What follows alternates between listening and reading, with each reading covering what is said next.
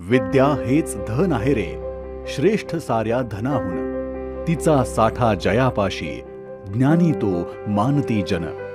विद्या हे धनापेक्षा श्रेष्ठ आहे, याचे महत्त्व आपल्या कृतीतून सिद्ध करून स्त्री शिक्षणाचा पाया रचणाऱ्या क्रांतिज्योती सावित्रीबाई फुले यांची आज जयंती। 3 जानेवारी 1831 रोजी सातारा जिल्ह्यातील खंडाळा तालुक्यातील नायगाव येथे त्यांचा जन्म झाला। तत्कालीन रूढी परंपरांप्रमाणे वयाच्या 9व्या वर्षी लग्नबंधनात अडकलेल्या सावित्रीबाईंनी आपले पती ज्योतिबा फुले यांच्याकडून शिक्षण घेतले आणि भारतीय स्त्री शिक्षणात मोठी क्रांती घडवून आणली। त्यांनी ज्योतिबा फुले यांच्या समवेत पुण्यातील भिडेवाड्यात मुलींसाठी पहिली शाळा सुरू करून त्या शाळेत भारतातील पहिल्या महिला शिक्षिका म्हणून अध्यापनाचे कार्य केले।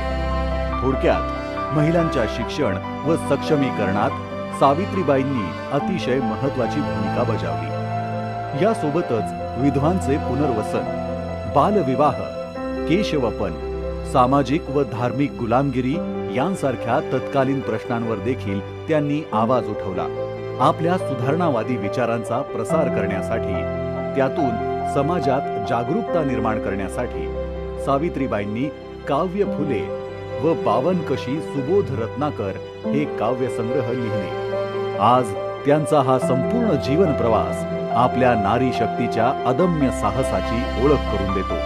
अशा या भारतात स्त्री शिक्षणाची मुहूर्तमेढ रोवणाऱ्या क्रांती ज्योती सावित्रीबाई फुले यांना जयंती दिनी कोटी कोटी नमन।